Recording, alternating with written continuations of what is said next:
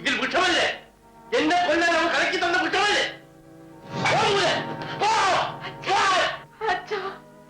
മോളെ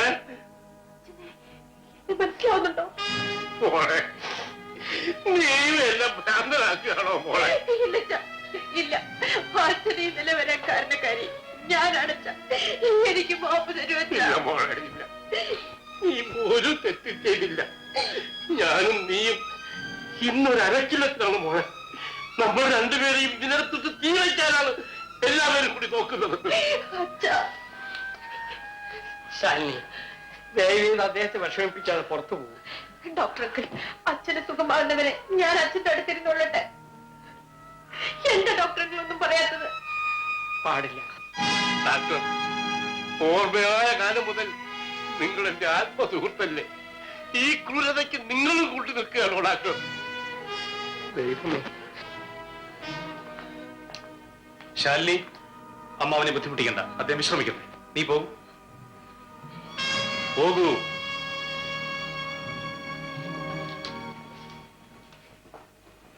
മാനേജർ, അമ്മാവനെ ഇപ്പം തന്നെ മറ്റേ മുറിയിലേക്ക് മാറ്റൂ.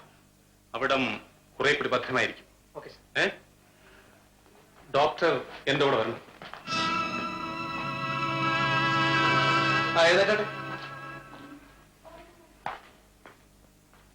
എന്നെ കൊല്ലാൻ കൊണ്ടുപോകാൻ നല്ലല്ല. ബഹളം വെക്കാതെ മര്യാദയ്ക്ക് എന്റെ കൂടെ വരണ നല്ലത്. എഴുന്നേക്കൂ. നിന്നെ ഒന്നും ദൈവം വെറുതെ വിടില്ല. ശേഖരൻ എന്താണ് ഒരു കുറവ്? അവൻ പഠിപ്പില്ലേ, കാണാൻ സൗന്ദര്യമില്ലേ? എല്ലാം ഉണ്ടായിരിക്കും, പക്ഷെ എനിക്ക് വേണ്ട. നിന്റെ അച്ഛന്റെ ഏറ്റവും വലിയ ആഗ്രഹം ശേഖരന് നിന്നെ കല്യാണം കഴിച്ചു കൊടുക്കണമെന്നായിരുന്നു. അങ്ങനെ ഒരു ആഗ്രഹമേ അച്ഛനില്ലായിരുന്നു. എന്ന് ആര് പറഞ്ഞു? നീ ഈ കല്യാണത്തിനൊന്ന് സമ്മതിച്ചാൽ ആ നിമിഷം അദ്ദേഹത്തിന്റെ ഭ്രാന്ത് മാറും. എടി, അച്ഛന്റെ ഭ്രാന്ത് മാറുന്നതാണോ വലുത്, അതോ കണ്ട തെണ്ടികളെ പറയാൻ പോകുന്നതാണോ വലുത്? നീ തന്നെ നാലോചന നോക്കിയേ. അയ്യോ, നിങ്ങൾ രണ്ടുപേരും ഇവിടെ നിന്ന് പോവാമോ? ഞാൻ എങ്ങനെയെങ്കിലും എന്റെ വേദനയിൽ കളിച്ചോളാം. അവക്ക് വേദനയാ പോലും.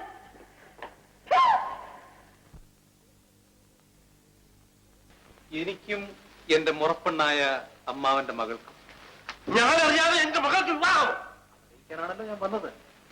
നാളെ രാവിലെ 9 മണിക്കുള്ള ശുഭമുഹൂർത്തത്തിൽ ഞങ്ങൾ വിവാഹിതരാകും.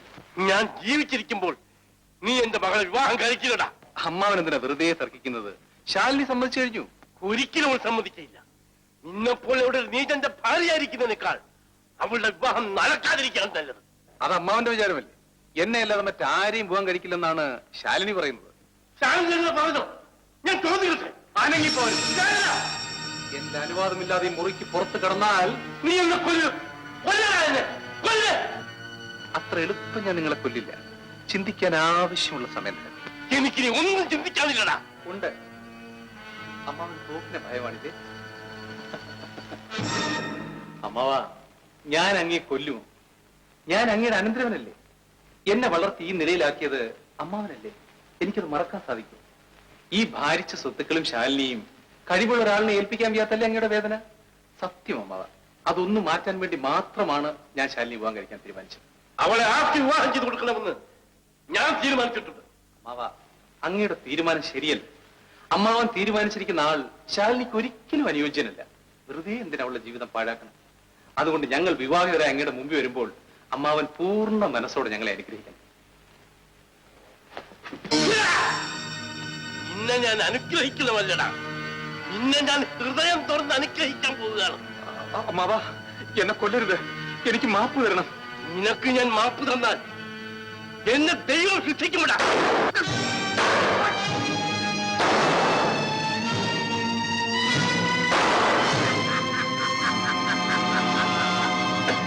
ഇനി നീ ആരെയും ചലിക്കരുത്.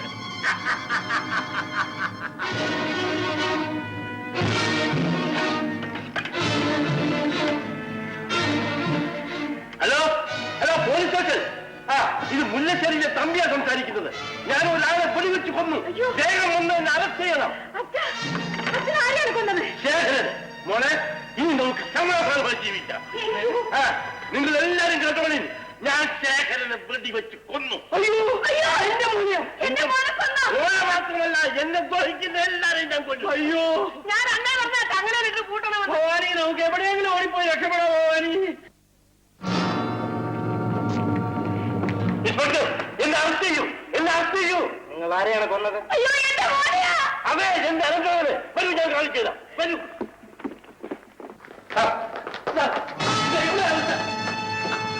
നിങ്ങൾ വെടിവെച്ച ആളുടെ കാണുന്നില്ല സാർ. ഒരുപക്ഷെ ഞാൻ ടെലിഫോൺ ചെയ്യാൻ പോയി നടക്കി ശവ ഞാൻ കുക്കിലെത്തുകൊണ്ട് പോയതായിരിക്കും. തമ്പി നിങ്ങൾ എന്താ സ്വപ്നം കാണുക? സത്യമാണ് സാർ ഞാൻ പറയുന്നത്. ഈ തോക്ക് തോക്ക് കാണുന്നില്ല സാർ. ഒരുപക്ഷെ ശവം കൊണ്ടുപോയവർ തന്നെ തോക്ക് കൊണ്ടുപോയിരിക്കും.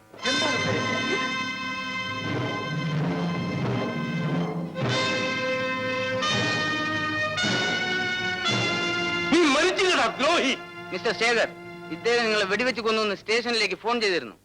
അതുകൊണ്ടാണ് ഞങ്ങൾ വന്നത്. ഇൻസ്പെക്ടർ, ഇവൻ പറയുന്നത് വിശ്വസിക്കരുത്. എല്ലാം ഇവന്റെ തന്ത്രമാണ്. ക്ഷമിക്കണം സാർ, കുറച്ച് ദിവസങ്ങളായി ഇദ്ദേഹത്തിന്റെ ബുദ്ധിക്ക് നല്ല സ്ഥിരതയില്ല. ചിലപ്പോഴൊക്കെ വല്ലാത്ത ഇളക്കം ഉണ്ടാവും. എടാ ദ്രോഹി. ഞങ്ങൾ രഹസ്യമായി ചികിത്സയൊക്കെ ചെയ്തുകൊണ്ടിരിക്കുകയാണ് ഇൻസ്പെക്ടർ, ഇവനാണ് ഭ്രാന്ത്. ഇവന്റെ കയ്യിൽ നിന്ന് എന്റെ മകളെ രക്ഷിക്കണം സാർ. തമ്പി നിങ്ങൾക്ക് നല്ല സുഖമില്ല. സാർ, എന്നെ വിട്ടിട്ട് പോകരുത് സാർ. എന്തെങ്കിലും ഒരു കേസ് ഉണ്ടാക്കി എന്നെ അറസ്റ്റ് ചെയ്തുകൊണ്ട് പോകണം sir. Please please. What's wrong with mister Thampi? എന്റെ അച്ഛൻ ഭ്രാന്തനാണ്. ഞാൻ തന്നെയാണ് സർക്കാരിന് കാര്യം. മോളെ, നീ എനിക്ക് ഭ്രാന്താണെന്ന് വിശ്വസിക്കാമോ? ഇല്ല മോളെ, എനിക്ക് ഭ്രാന്തില്ല മോളെ. ഇല്ല. നീ വെറുതെ അമ്മാവിനെ ശല്യം ജനയുടെ മുകളിലേക്ക് പോകും. എല്ലാവരും ഇവിടെ കൂടി നിൽക്കുന്നത് പോണം. ആ അമ്മേ, ആ ബാബ അടച്ചങ്ങനെ. Inspector, inspector, inspector. ഈശ്വര, ഇങ്ങനെ എന്നെ ശിക്ഷിക്കാൻ ഞാൻ എന്ത് പാവം ചെയ്തു? ഈ ഇരുട്ടിൽ നിന്നും എനിക്ക് വിമോചനമില്ലയോ ദൈവമേ? ഡോക്ടർക്ക് എനിക്ക് എന്റെ അച്ഛനല്ലാതെ ഈ ലോകത്ത് ആരുമില്ല. എന്റെ അച്ഛനെ എങ്ങനെയെങ്കിലും രക്ഷിക്കണം ഡോക്ടർക്ക്. മോളെ, ഞാൻ ഡോക്ടർക്ക് എന്റെ വേദന ഞാൻ ആരോട് പറയും? അച്ഛൻ എന്തെങ്കിലും സംഭവിച്ചാൽ ഞാൻ അനാഥയായി പോവും ഡോക്ടർ.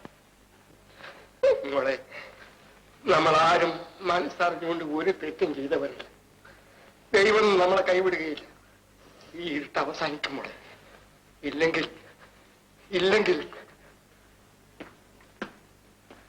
നിങ്ങൾ ഒട്ടും വിഷമിക്കുന്ന ഡോക്ടർ. ബിന്ദു എന്റെ കസ്റ്റഡിയിൽ തന്നെയുണ്ട്. അവളെ ജീവനോട് തിരിച്ചു കിട്ടാൻ ഇന്നുവരെ ഞാൻ പറഞ്ഞതെല്ലാം നിങ്ങൾ ചെയ്തു. I am really thankful to you. ശേഖര, ദൈവത്തെ ഓർത്ത് എന്റെ മകൾ തിരിച്ചു തരും. ഞാൻ അവളുടെ മുഖം ഒന്ന് കണ്ടോട്ടെ. ബിന്ദുവിനെ തിരിച്ചു കിട്ടണമെങ്കിൽ ഡോക്ടർ ഒരു ചെറിയ കാര്യം കൂടി എനിക്ക് വേണ്ടി ചെയ്യണം. ഇനിയും നീ എന്നെ കൊണ്ട് ദ്രോഹങ്ങൾ ചെയ്യിക്കല്ലേ ശേഖര.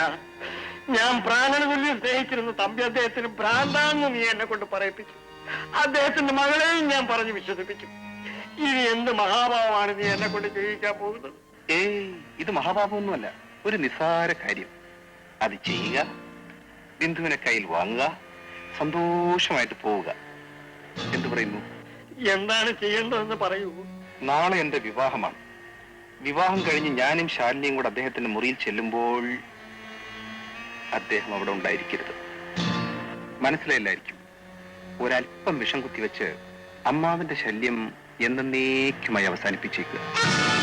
ദ്രോഹി, നീ എന്താ പറഞ്ഞത്? തമ്പി അദ്ദേഹത്തിനെ കൊല്ലാനോ? നീ എന്നെ കൊന്നാലും ഞാനത് ചെയ്യില്ല.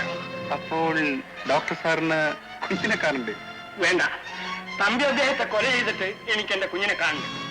ശേഖര, ഞാൻ പോലീസ് സ്റ്റേഷനിലേക്ക് പോവുകയാണ്. നീ എന്ത് വേണമെങ്കിലും ചെയ്തോളൂ.